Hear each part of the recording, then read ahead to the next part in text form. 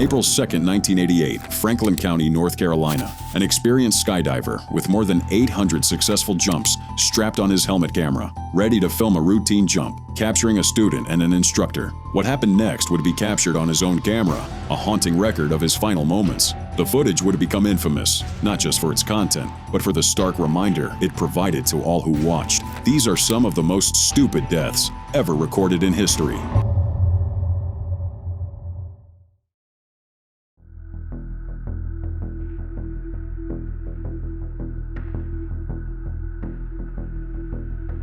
April 2, 1988, Franklin County, North Carolina. Ivan Lester McGuire, a veteran skydiver with over 800 jumps to his name, mounts his helmet camera to capture another routine day in the clouds. What follows is one of the most tragic and inexplicable accidents in skydiving history, a moment caught entirely on tape. McGuire was 35 years old and had already completed 2 successful jumps that afternoon. He boarded the small plane one final time to film a student's training dive at 10,500 feet. Witnesses later confirmed he carried a bulky camera pack strapped to his back. But what he and everyone else missed was the fatal detail. He never put on his parachute harness. As the plane reached altitude, everything seemed normal. Ivan's camera rolled, capturing the student and instructor preparing for their jump. He followed the routine he'd performed hundreds of times, checking his camera, positioning himself, and focusing on his shot. Then he exited the plane, filming the student and instructor as they fell safely away.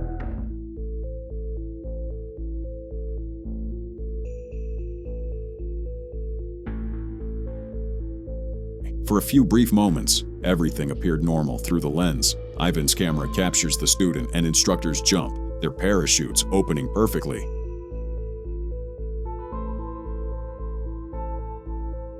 But when Ivan reaches for his own ripcord, panic sets in. He forgot his parachute, but then the camera began to shake violently, the horizon spinning as Ivan reached for his ripcord. The footage captures the horrifying realization as he desperately searches for a handle that isn't there. Investigators later reviewed the tape frame by frame. At the exact moment Ivan would have pulled his chute, his left hand came into camera view. The camera then captures only the ground rushing up at 150 miles per hour, ending in a black screen.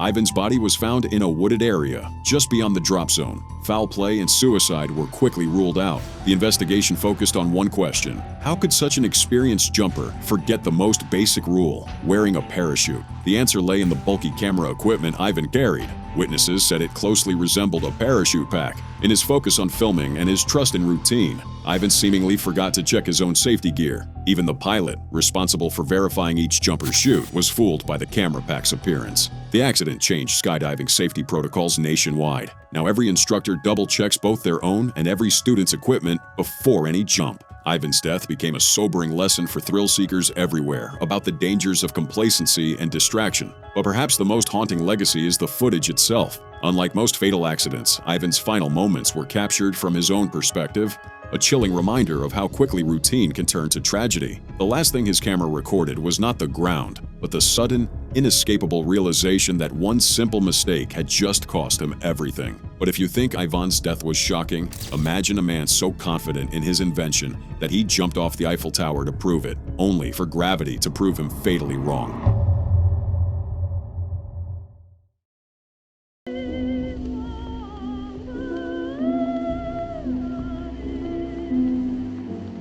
By 1912, the dawn of powered flight brought with it a new terror. Pilots forced to abandon malfunctioning aircraft with no hope of survival. Franz Reichelt, an Austrian-born, was convinced he could change that. He dedicated years to creating a wearable parachute suit. On February 4, 1912, dawn breaks over Paris, icy and silent. Reichelt, wearing his massive, bizarre parachute suit, stands on the first platform of the Eiffel Tower. He's surrounded by a small group of journalists and friends, all bundled against the bitter cold, their breath visible in the morning air. Reichelt's suit is strange even by early aviation standards. It's a heavy canvas and silk contraption with wings and a hood that, in theory, should billow out into a life-saving parachute. But on the ground, it looks more like a costume from a science fiction novel than a practical safety device. His early tests were crude. From the 5th floor of his Paris apartment, he tossed dummies clad in his experimental designs. Most plummeted heavily to the ground, but one, just one landed safely. That single success fueled his confidence, drowning out the many failures.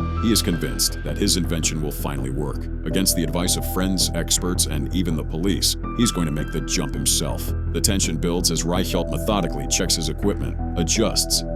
He folds of his suit and gazes out over the city. The small crowd watches, some with fascination, others with barely concealed dread. One last time, his friends try to talk him out of it, but Reichelt is resolute. He raises his hand to the crowd below and shouts, "A bientôt! See you soon!" He climbs onto a stool placed precariously on a table near the guardrail, the only thing separating him from the 187-foot drop. He throws a piece of paper into the air to check the wind direction, a last, desperate nod to safety that, frankly, means nothing anymore. Then comes the moment of truth. Reichelt places one foot on the guardrail, hesitates for nearly a minute. The city holds its breath. He looks down, adjusts his stance, and finally leaps.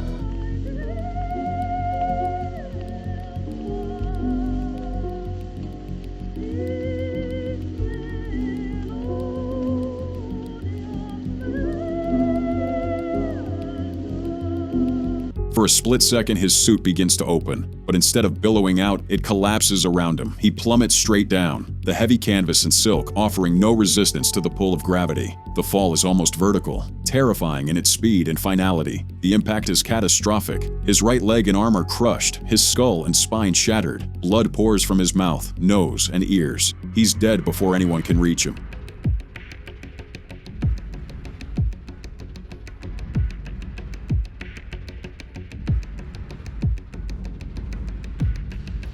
Authorities and onlookers rush to the scene, horrified by the gruesome sight. Police quickly cordon off the area, but the damage is done, not just to Reichelt, but to the reputation of amateur aviation safety experiments. The investigation is swift and decisive. It becomes clear that Reichelt never had official permission to jump himself, only to conduct dummy drops. The prefect of police issues a statement, distancing the authorities from the fatal experiment. They never would have allowed a live test, he insists, but it's too late. The newspapers are already calling Reichelt the reckless inventor and the flying tailor. In the days that follow, the story spreads like wildfire. Newspapers across Europe publish photos of the fatal jump and its aftermath. The footage of his fall is shown in newsreels, shocking audiences with its stark portrayal of ambition gone horribly wrong.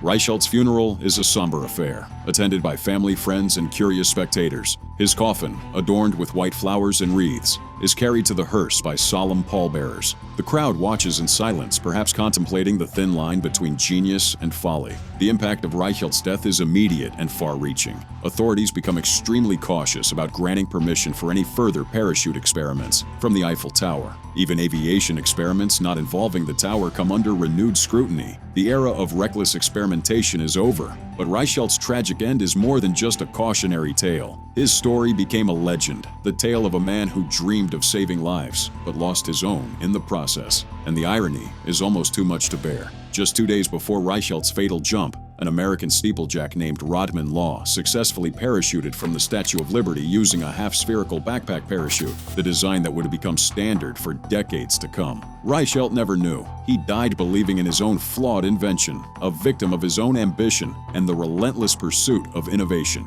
But if you think falling from the Eiffel Tower was the most unbelievable way to go, wait until you hear about a rock legend whose own drinking habits led to one of the most unexpected and tragic ends in music history. John Bonham, found dead in bed yesterday in London at the home of the group's guitarist, Jimmy Page. John Bonham, drummer with the British rock group Led Zeppelin since its inception in 1968, was found dead today at the home of a friend in Windsor, England. Bonham was 32. September 25th, 1980. The music world woke up to devastating news. John Bonham, legendary drummer of Led Zeppelin, was dead at just 32 years old. The initial news reports were raw, the shock evident on anchors' faces as they delivered the headlines that would change rock history forever. The day before, Bonham had arrived at Bray Studios for Led Zeppelin's first American tour rehearsals since 1977, scheduled to begin October 17th in Montreal. By all accounts, he was not himself that day. During the drive, he told Robert Plant, "I've had it with playing drums. Everybody plays better than me." Plant later recalled how Bonham pulled off the sun visor and threw it out the window, saying, "When we get to rehearsal, you play the drums and I'll sing." At breakfast, Bonham reportedly drank 4 quadruple vodka screwdrivers, 16 shots, before continuing to drink heavily during rehearsals. That evening, the band and crew retired to Jimmy Page's old mill house in Windsor. After midnight, Bonham fell asleep on a sofa. An assistant put him to bed, placing him on his side with pillows for support, hoping he'd sleep off the drinking. The next afternoon, Led Zeppelin's tour manager Benji Lefebvre and John Paul Jones went to check on Bonham. What they found would haunt them forever. Jones later described, "Benji and I found him. It was terrible. Then I had to tell the other two. I had to break the news to Jimmy and Robert. It made me feel very angry at the waste of them." Bonham had died from inhaling his own vomit during sleep, a tragic accidental death caused by acute alcohol poisoning. The coroner's inquest revealed he had consumed around 40 shots, between 1 and 1.4 liters of 40% vodka in just 24 hours. There were no other drugs in his system, only a prescription for anxiety and depression he had recently started. The service was at the tiny 13th century parish church at Cutnall Green near Kidderminster, less than a mile from the Star's luxury farm home. But it was a million miles from the industry that made and perhaps destroyed him. Apart from the other members of the band, Jimmy Page, Robert Plant and John Paul Jones, it was just family and friends who packed the church for the quarter-hour service. There were, though, the tributes from John's contemporaries, this giant wreath from Paul McCartney and Wings. Another inside the church was from his parents. It read, "Superstar, but to us, just son." The funeral was held at the tiny 13th century parish church at Cutnall Green, near Kidderminster, just a mile from Bonham's beloved home. Despite his superstar status, the service was deeply personal and traditional. Floral tributes poured in from all corners of the music world, including a giant wreath from Paul McCartney and Wings. But it was the message from his parents that cut deepest: superstar, but to us, just son. Although the time and place had been closely guarded, some fans were there too. Good morning. Could I just interrupt you all? Why are you here this morning? Pay our respects to them. Where are you all from? You come down just to pay your last respects here this morning? Yeah. What did the news of John's death mean to you all? Very tragic. Right, us. Do you think that Led Zeppelin can go on now? Won't Well, be the they same. could, but they just wouldn't be the same again. I would don't they? think they will. Because now we can replace Bond. He was just an individual. News of Bonham's death spread like wildfire. Led Zeppelin fans were devastated. Fans traveled from across the country to pay their respects. As they gathered outside the church, their grief was palpable. It won't be the same. One fan said about Led Zeppelin's future. Another added, just no one can replace Bonham. He was just an individual. He was just an individual. As the cortege moved off for Worcester Crematorium, the other members of Led Zeppelin left by a back door. It was, after all, the time for John's relatives, not for them. After the family service, the procession moved to Worcester Crematorium. The other members of Led Zeppelin left by a back door, respecting the family's need for privacy. It was above all a time for John's relatives, not for public spectacle. The final tribute came from Led Zeppelin themselves. On December 4th, 1980, they released a simple but powerful statement. "We wish it to be known that the loss of our dear friend and the deep sense of undivided harmony felt by ourselves and our manager have led us to decide that we could not continue as we were." Bonham's death didn't just end a life, it ended an era. Led Zeppelin was finished. The band that had dominated rock throughout the 1970s would never play together again. But Bonham's legacy endures. His revolutionary drumming style defined Led Zeppelin's sound. His influence can be heard in countless rock and metal bands that followed. Rolling Stone would later name him the greatest drummer of all time. Yet for all his fame, Bonham remained at heart a family man who cherished the peace of the countryside. His family chose not to play rock music at the funeral, but traditional hymns, a final reminder that behind the legend was a beloved son, husband, and father. It wasn't John Bonham, superstar, they said goodbye to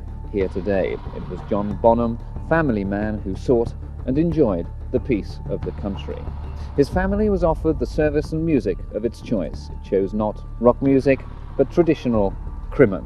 And it wasn't John Bonham, superstar, that the vicar, the Reverend Norman Atty, spoke of, but John Bonham, local farmer who did much to restore local buildings. The rock world, of course, was here, but this time, as perhaps John would have wanted it, it was quietly in the background. John Bonham's death was senseless, tragic, and completely avoidable. It serves as a stark reminder of the dangers of excess, even for those who seem larger than life. His passing not only robbed the world of a musical genius, but also ended one of rock's greatest bands. Bonham's death was tragic, but if you think drinking himself to death was the strangest way to go, well, the next man thought he could outsmart a community service sentence, only for his escape attempt to cost him his life. July 2019, Erzurum, Turkey. Zafer Kuzu, at just 24 years old, believed he had found the perfect solution to his community service sentence. His plan was simple but dangerously misguided. Strap 2 pillows to his back and have his friend shoot him with a shotgun. He thought this would only hospitalize him long enough to avoid his sentence. Instead, what happened next was a fatal mistake that would make global headlines. Zafer's story didn't begin with this bizarre scheme. He had previously been convicted of wounding someone and received a community service sentence for his crime, but instead of fulfilling his civic duty, he began plotting a way out. That's when he devised the pillow armor plan, a decision that would cost him everything. The plan involved 2 friends, identified only as FY18 and FYT. They agreed to help Zafer carry out his risky scheme. The idea was straightforward, at least in their minds. Pad Zafer's back with 2 regular pillows, then fire a shotgun at close range to create injuries serious enough for hospitalization, but not deadly. But anyone familiar with firearms would immediately see the flaw. At close range, even with makeshift padding, a shotgun blast is devastating. The trio underestimated the power of the weapon and overestimated the protective capabilities of 2 ordinary pillows. As the moment arrived, tension must have filled the room. Zafer stood with his makeshift armor, trusting his friends and the pillows to keep him safe. The shotgun fired, and the reality of their miscalculation became instantly clear. The buckshot tore through the pillows and into Zafer's back, causing catastrophic injuries. Panic set in as his friends realized the severity of the situation. They attempted to rush him to the hospital, but it was too late. Zafer died before they could even leave the house, his desperate attempt to avoid responsibility ending in tragedy. When authorities arrived, they found a scene that defied belief. 2 friends, 1 dead body, and a shotgun, all because of a poorly thought-out plan to dodge community service. The police arrested both FY, the shooter, and FYT, the accomplice. The weapon was seized, and Zafer's body was sent for autopsy at the Forensic Medicine Institute in Istanbul. The legal consequences were swift. After interrogation, the court found FY guilty and remanded him in custody, while FYT was released on bail pending trial. Their involvement in this senseless act would haunt them forever. Zafer's plan was fatally flawed from the start. Pillows are designed for comfort, not ballistic protection. The power of a shotgun blast at close range is immense, and no amount of makeshift padding could have saved him. His story serves as a stark reminder of the dangers of trying to cheat the system through reckless means. Zafer Kuzu's attempt to escape community service ended in a way no one could have expected. It's devastating. But the next story feels more unreal. A man's simple fascination with a lava lamp turned deadly. December 2004, Kent, Washington. Philip Quinn, a 24-year-old man, was found dead in his trailer home by his parents. And the cause of his death? An exploding lava lamp. Quinn's story begins with a decision no one could have predicted. He had placed a lava lamp directly onto a hot stove top. Lava lamps are meant to be heated slowly, allowing the wax inside to rise and fall in mesmerizing patterns. But the direct heat of a stove was never part of their design. No one really knows why he did it. Maybe he was impatient, hoping to make those mesmerizing blobs dance faster. Maybe he just didn't realize that lava lamps aren't meant for direct heat. But in a few minutes, this seemingly harmless decision would end his life in the most bizarre way imaginable. As the lamp heated, pressure built inside. Eventually, the glass container could no longer contain it. It exploded with such force that a jagged shard of glass shot into Quinn's chest, piercing his heart. The blast was so powerful that it not only shattered the lamp but sent its deadly fragment deep into his body. Authorities found Quinn's body in his bedroom. There were no signs of drug or alcohol use, just the tragic evidence of a fatal mistake. Police spokesman Paul Peterson later stated, "Why on earth he was heating a lava lamp on the stove, we don't know." The case quickly gained national attention for its bizarre nature. It stands as one of the only recorded deaths directly attributed to a lava lamp. The tragedy highlighted the importance of following manufacturer instructions and the potentially deadly consequences of ignoring basic safety guidelines. Quinn's story serves as a grim reminder that even the most harmless-seeming objects can become deadly when misused. It's a case that remains etched in the annals of unusual deaths, not for any criminal intent, but for the sheer unpredictability of human error. This incident also sparked warnings from lava lamp manufacturers. They began including more explicit safety instructions, emphasizing that the lamps should only be used as directed and never exposed to direct heat sources like stoves. The investigation concluded that Quinn's death was a tragic accident. No foul play, no self-harm, just a series of unfortunate decisions and a complete lack of understanding about how these seemingly simple devices work. But the circumstances remain a cautionary tale about the dangers of improvisation with seemingly harmless objects. Sometimes it's not the obvious dangers that claim lives, it's the unexpected consequences of everyday decisions. This proves that even the most ordinary items can become instruments of tragedy when used outside their intended purpose. Philip Quinn's death was wild and hard to believe. But even wilder is the story of a lawyer who tried to prove a point which ended up costing him his life. July 9th, 1993. Toronto's financial district buzzed with the usual Friday afternoon energy. In the towering Toronto Dominion Centre, a group of bright-eyed law students gathered for a seemingly ordinary tour, and Gary Hoy was their guide. Gary was a well-respected corporate lawyer at the prestigious Holden Day Wilson firm, but what began as a routine introduction to big city law would end with a tragedy that would echo through legal circles for decades. Gary Hoy wasn't just any lawyer. Born in 1954, he was known for his friendly demeanor and sharp legal mind. Colleagues described him as a bright light and a generous mentor who cared deeply about others. That afternoon, Hoy's playful side took center stage. The Holden Day Wilson offices occupied the 24th floor of the Toronto Dominion Centre, boasting massive floor-to-ceiling windows with breathtaking views of the city. Hoy, ever the showman, decided to demonstrate what he believed was the unbreakable strength of the building's modern construction. This wasn't the first time Hoy had performed this stunt. In fact, it had become something of a legend within the firm. He would dramatically hurl his body against the thick glass windows, bouncing harmlessly off them each time. It was his go-to party trick, a way to break the ice with new colleagues and impress visiting clients.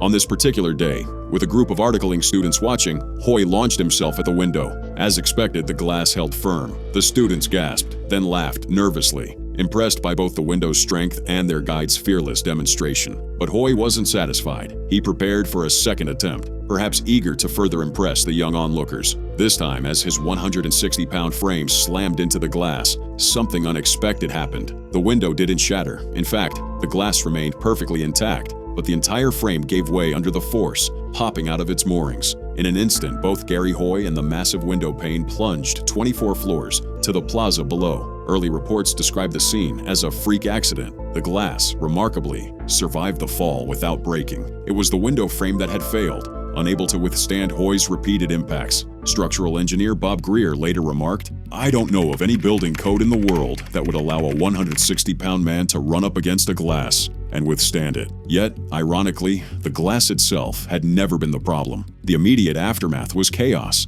The young law students were traumatized, witnessing their mentor's fatal fall. Emergency services rushed to the scene, but there was nothing to be done. Gary Hoy was pronounced dead at the base of the building that had housed his booming legal career. News of the bizarre accident spread quickly through Toronto's legal community. The Holden Day Wilson firm, already struggling with internal issues, was hit hard by the loss of one of its most popular partners. The psychological impact on the staff was severe, prompting the firm to bring in crisis counselors from the Clark Institute of Psychiatry. Hoy's death was officially ruled as death by misadventure. He left behind a separated wife but no children. The incident became a cautionary tale about workplace safety and the dangers of seemingly harmless office pranks. The story of Gary Hoy's fall didn't end with his tragic death. His unusual demise has been featured in television shows like Mythbusters and 1000 Ways to Die. It even inspired plot points in Canadian series such as Workin' Moms and Billable Hours. The infamous incident has become a permanent fixture in lists of unusual deaths